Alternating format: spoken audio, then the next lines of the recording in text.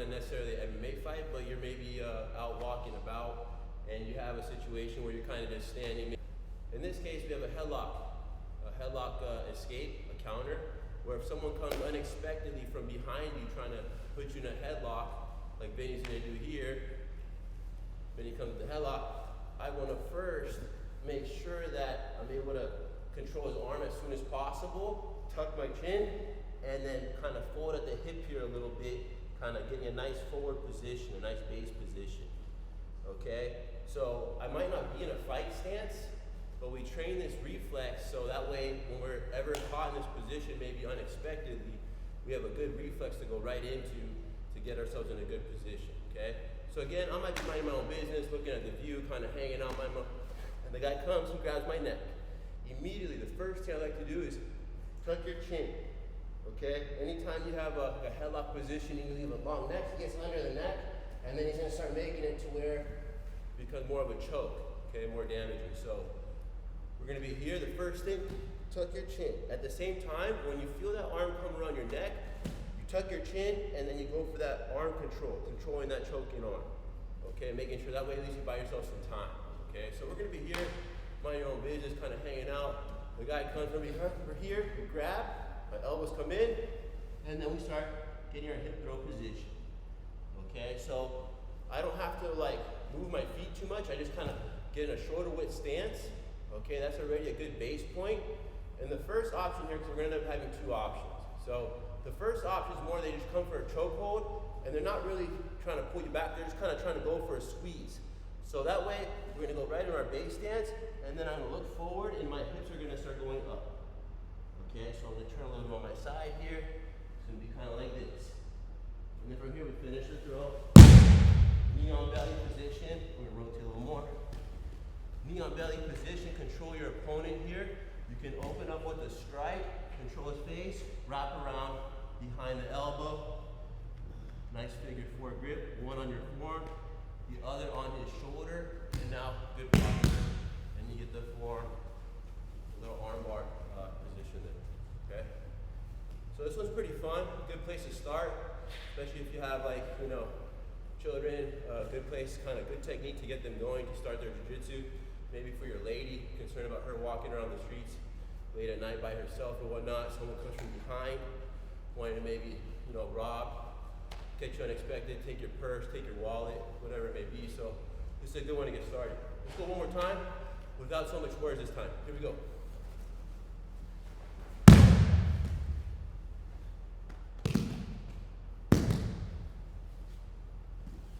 All right. So by myself, I'm in a regular stance, not a fight stance, just regular stance. Anytime they feel that hand coming around your neck, tuck your chin, okay, like a little turtleneck. Tuck your chin at the same time, drop in a base, and grab the arm. So all three at the same time, here. Now I'm in like a good squat stance position, my knees are, okay, I'm evenly based on both legs. And then from here to get the throw, okay, all I wanna do is start to drop my head, so start to look my head down to the mat. Okay, and my hips will go up, boom. And they're gonna go right over the shoulder, okay? And that'll get that nice foot. It doesn't take too much. It's just that good base, using your legs and lower back, okay? Get the down base. Yeah. All right, so now Vinny's gonna be the person here. I'm gonna come up and attack Vinny from behind. The rear lock, headlock position. Okay, he goes. Boom, boom. Okay, so old school move, one in the staple. We'd love to do that. Again, if you guys have any questions, feel free to comment in on the chat. And then Kevin's here, so he can let us know live. And if you watch this class later on after the live portion, you can still watch the class. You might not just be able to chat live, but if you're here live, feel free to ask any questions you may have. Second option, we're gonna go off the same kind of headlock position. Okay, I'm gonna have Vinny grab me in a headlock again from behind. Okay, I tuck my chin, I grab his arm, but now in this case, okay, we're gonna rotate a little bit here. In this case, he's gonna start pulling me backwards. The problem here, see that? That's the problem. When he starts pulling me backwards, then my base is hard to get that base, and it's hard to get an effective hip throw, okay, to put the opponent on their back. So I'm gonna be here from the side again, he grabs. And then the first thing I gotta do is, again, protect my neck, tuck my chin, close arm. That'll buy me some time. So even if my weight's hanging here, I'll still protect my neck. And if worse comes to worse, I at least won't be getting choked out. And then I can use jiu-jitsu farther down the line to escape those positions. So the first thing, your lifeline, protect your neck, okay? So now here we go. He's gonna get the grab here. Since he already broke free, come back, hold it. Since he already broke my posture line, for me to get hip throw from this point is gonna be very hard, practically impossible. So I'm gonna go with this movement. He already broke my posture line going backwards. So as we're walking out a step, I bring my heel behind his heel. I plant the ball of my foot on the mat, and now I do a 180 turn. Right into that strong base again, but now the opposite direction. So I'm facing forward, and my opponent is facing the exact opposite direction. If I stand up straight here, he's gonna be able to counter my own move. Okay, so that pivot point is an important moment in that position to get that position on. So one more time, let's put all that together. Here we go. And again, we're right back in that knee and belly position. Okay, if you don't want to strike, you can just go right into it. Go around his elbow here, right into that little arm bar. When you guys get this forearm, look for like the meat of your forearm, the middle part of your forearm, on the inside blade, right behind that his elbow joint. So you feel like a little tip on the elbow, a little ball at the end of the elbow joint, right behind that, to where he still can't pull his arm in, but at the same time, it's an easy breaking point for my arm bar at that moment. If you go around, it just might be harder to get the submission. Any other tips on that arm bar right there? How does that feel? Feel pretty good? Feel pretty tight, yeah. With the hand on the shoulder, it's hard to escape. It's a good time. Nice. So those are a good place to warm up. As you see, I'm kind of breaking a light little sweat already. If you do about 10 sets each, 10 overthrows, and then 10 step backs, pivot, here, finish, you'll have a nice warm up ready to get down to the ground, okay? By myself one more time, lastly, on that second option, that pullback, okay, they're gonna grab right around the neck, so I attempt the first option, but they start to pull me back, so they break my posture. Again, the lifeline pulled the arm. And now we're gonna step, okay, with our outside leg right behind their heel. Okay, so imagine their foot's right here. And I literally want to connect like Achilles to Achilles. Once I connect that Achilles to Achilles, that foot on the mat, I pivot. And now on this pivot, again, look at my forward leaning posture. Okay, you're not here. You're more forward. So let's get one more set with no words, and then we'll take it to the ground from here, my friends. Okay.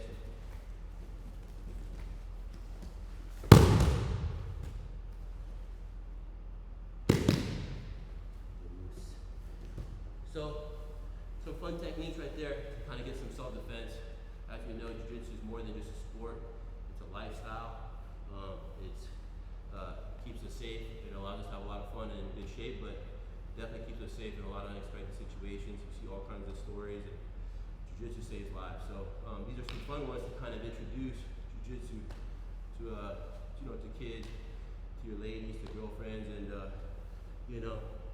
where they can kind of feel better walking around the streets, in their situation. So let's go a little bit to the ground. Let's talk about maybe some guard stuff here. As we see a lot, like in MMA or street situations, one person tries to take the other person down to the ground, and they get on top and they want to start punching people and elbowing and start ground and pound. Right? Very common tactic. In street fights or self-defense, same thing. The bigger, stronger person, if they don't have much boxing, they're going to want to take you down, put you on your back, and then they feel better there, and they can start trying to punch you from there. So I want to talk about a situation here from the guard, kind of like a jiu-jitsu for striking. Okay, so guard jiu-jitsu for striking here. One of the places that we like to start here to kind of get our guard going. So I'm going to have Vinny in my closed guard. Okay. How we may have got here, it's many different factors, right? Maybe he took me down, maybe I got a headlock control and I pulled him into my guard, but we're here, we're gonna start here, okay? So starting from here, as you see I have my legs wrapped around his belt line, okay, and at least that will slow him down and buy me some time to kind of get my offense going. If I don't have any leg activity, he can do anything. He can pin one leg, jump over, he can punch, he can posture, he can stand up. There's nothing really, controlling him. So, first thing, guard close. Now my hands, I'm gonna go ahead and have my hands, since we're talking strikes, I'm gonna have my hands around my face, always. Okay, if it was like D situation, in a mount position, I'd probably have my hands like defending my neck, but if it's strikes, kind of have your hands here in front of your chin or whatnot, because he's gonna come punching, you can block, and you can get inside. Now, one hand is already around the head control, and the other arm is usually gonna go for a wrap. Okay, like lace the arm. These are good places to kind of start here. Okay, from here, the idea is I want to kind of stay as close to him as possible, so usually try to connect our heads here. And the only option he really has, let's say, because I have most of his limbs occupied, his knees are on the mat, his arm is occupied here. The only free limb he really has is his outside limb over here, and when he starts to punch me with his left arm, I can block and start getting my shin bone in the game here and working my kind of open guard here for striking, okay? So, let's see that again. Guard position for striking, hands in front. A lot of times, they won't try just punching your hands. They're gonna try elbow or haymaker over the top, and that gives you more space. But even if they try punch down the middle, you already have your hands there. So I like to overlap my hands, so it's like a better resistance. It's like almost like a punching mitt. You know the boxing, how the mitt, they catch the punches with the mitts. It's almost like a mitt, so it'll absorb some of that impact, and you won't take it directly on your face. So he goes to the strike. You come in, frame, catch that neck, overhook the arm. Okay? If I keep my head down here, he starts having more space, so I want to kind of keep my head close to his head here. It's hard for him to punch with this arm right off the bat. You can try, but there's obviously a lot of good control there. But he might feel free to punch with this arm. As soon as I feel, let's go back again, see that one more time. Let's rotate a little bit. As soon as I feel this arm go back for a punch, my knee already comes in filling in the space. So it's closed guard. Notice the timing on that right there. So if he goes back to punch, I already fill in the space. My elbow to knee. Very important detail, very important concept. Because now he can't hit my ribs, my kidneys, my liver. He can only hit my shin bone and my elbow bone, all the hard spots, and then I get that arm control here. This is a great position to start creating some offense now because I got him all tied up. So what I'm going to start doing is looking to control this wrist.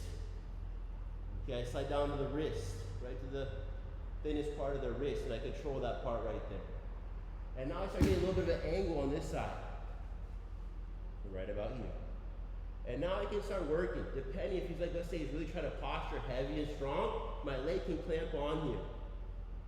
My leg clamping on here makes it very hard for him to posture, and then this other leg sneaks inside, and then I rotate right into a triangle. I can finish from here, or most of the time, 99.9% of the time, I would actually option to drag the arm across. So I can get one more final adjustment here, and now I have what I call a tight triangle. Okay? So this is like very fun stuff, good for like the skinny man, the frail man that might not win the takedown battle all the time, or might not be able to overpower or overwhelm their opponents on the feet, and they end up on their back. So we protect ourselves. We lock in, controlling the head and overhooking the arm. Usually the right arm, because most people are right-handed. So that's usually their power punch. So most of the time I'll go for that right arm. Now they punch with their free hand.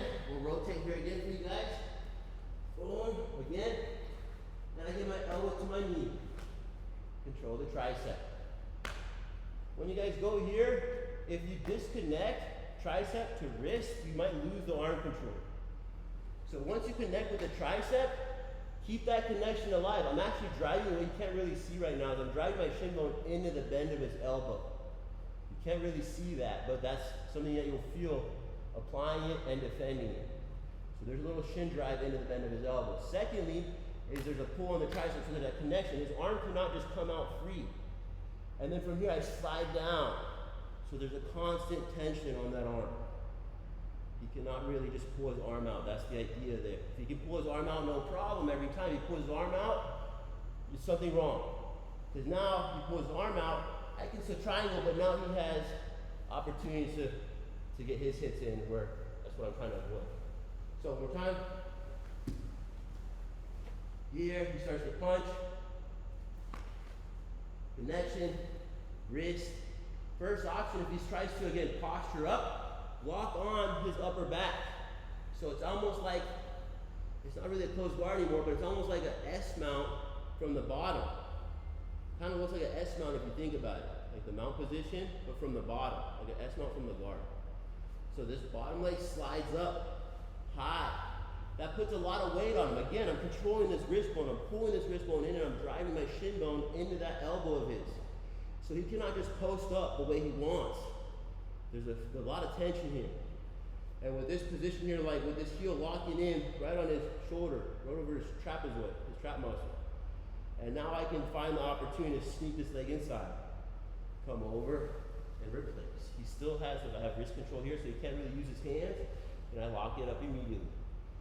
From here I can squeeze and maybe get the finish, but some guys are tough and then they'll find ways to kind of keep their elbow back. So I want to, before I go and invest all my leg power, my leg energy into the choke, I want to bring his arm across.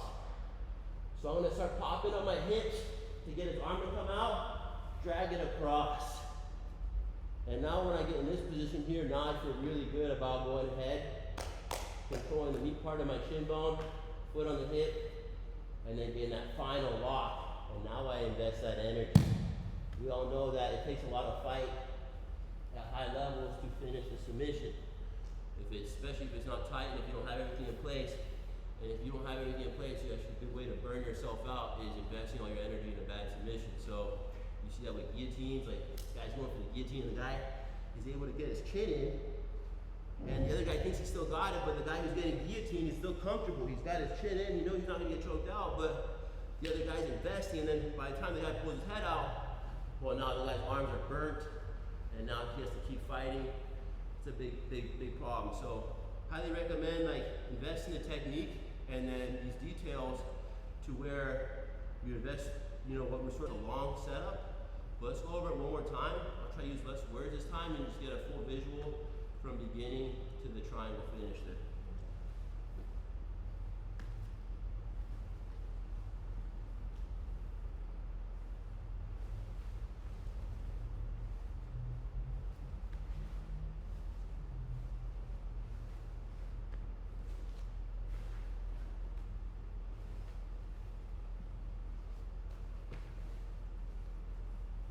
Both hands on the head.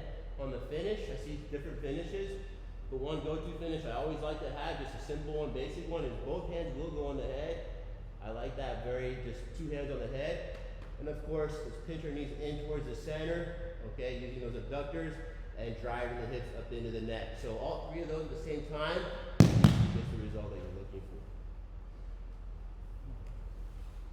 So that kind of stuff, I like to, usually when I'm drilling, if it's a very long sequence like that, I might go 5 and 5, so that other person isn't getting too bored just watching the drill 10 sets. But if it's a faster move, I usually like to go in 10s. I think that's just a good number. Like if it's a quick pass, 10, 5 on the right, 5 on the left. And if if it's a longer sequence like this, maybe 5, and then switch top to bottom. So if you're at home with 2 people, go 5 times over one person. Get some adjustments. By that 5th one, you should feel better about it. Then go top to bottom, let the other person get 5 sets, and usually things will kind of pick up at that point there. And these kind of videos are cool because you can always pause it, right? So even though we're live here right now, just to kind of give a sense of being part of the class right now, when you watch this maybe later, you can always pause the video, get a couple sets, and get right back to where you left off. So that's kind of a nice option. Let's go one more option here, kind of off the same guard punch block variation, but kind of get a little triangle situation here. that can kind of happen. Okay, so we're gonna have the same beginning. Okay, we grab, block, and we control. Okay, so like I want you guys to get one concept, that the benefit of the overhook. So anytime I have an overhook and I have the guard, if I pretty much just start blocking his opposite bicep, I'm gonna have a good triangle threat. So I'm having head control. Now we're gonna take away his punch. I'm just gonna go into it. So he's not punching me right now, but I'm head control. If there's a space here, if they put like their hand on the mat or they leave some space, I can just fill in that space and I just, like a praying mantis control. Okay, I kind of overhook with the wrist, and I lock in on that right on his bicep. So from here, now it's just a matter of getting my hips in position. So I open my guard. I can either put foot on the mat, or if I'm very flexible, foot on the mat, or if I'm very flexible, I can foot on the hip. And then I start to hip escape, and I get my knee inside of here. So even if it's not maybe a punching situation and you just have an overhook, or you have a punch situation and you still have the overhook, you can always go right into the triangle. The nice thing about the overhook, it's very hard for him to get his arm back now. So it leaves me a lot of options outside the triangle, like omoplatas and kimuras, and right now we're just focusing on the triangle. Straight arm bars, belly down arm bars, for sure. So in this case, like, let's rotate back this way, because they saw that overhook already. So now in this case, the more finesse details becomes on this side again, because I'm here. So there comes a couple of different ways you can control your leg. The most basic option, he doesn't have any leg control. He just posts his hand, and if they post the hand, what you're gonna do is, and usually why do they do this? Why would they post the hand? The posture. Yes. So if the guy's in this position here and he has no hand on the mat, for him to posture becomes very difficult. But if he posts the hand, he can posture. So I control the wrist, hip escape, bring the leg inside, and you're right back into that kind of same triangle entry that we did a moment ago. So rewind a little bit. That's why they would post the hand.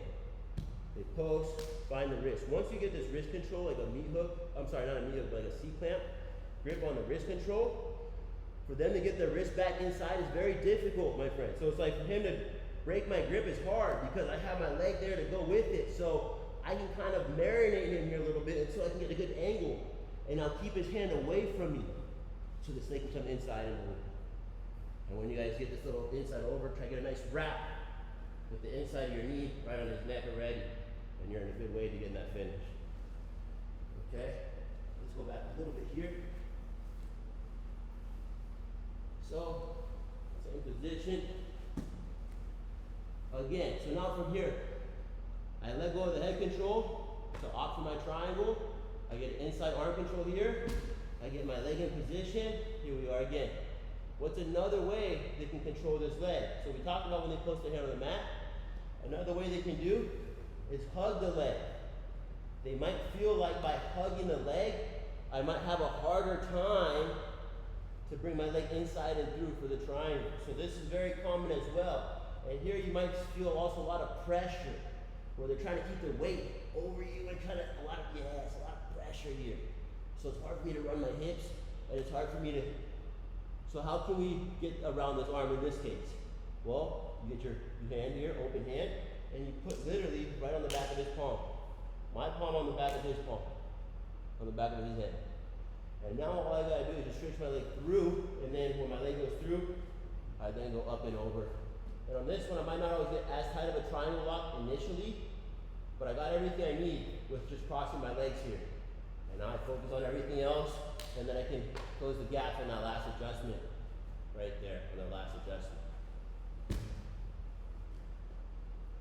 Okay, so that's another common situation. Instead of posting, they now hug the leg. Got one more here, my friends. Okay, same beginning. Here, block. Okay, we go right into the praying mantis control. Okay, foot on the hip. Boom. Okay, so one hand posted, two, as you see here, his hand hugging my leg. So the pressure here is when you put the back of your hand, your palm on the back of his hand. As you extend your leg, there's a lot of pressure pushing his hand into his chest. So as my leg is leaving the gap, there's pressure already on his hand, so it's hard for him to straighten out his arm right now, and you just go over his shoulder and work your triangle from there. That's a very nice one too, kind of catches people off guard. And the third one, that'll be very difficult here to finish a triangle, okay, is when they kind of do a mix, where they grab here, and they start bringing their head to the mat. And the problem with this is now it does become very hard to kind of get my leg to triangle him. But this is going to be one of those entries into the omoplata where, so now I can maybe not get my leg free to triangle him, but what I can do, I can control his shoulder here, hold his shoulder material, or his collar, block his face, okay? Sorry, Vinny, and pass the leg over. I'm a little stiff, it's been a while. Go pass the leg over, okay?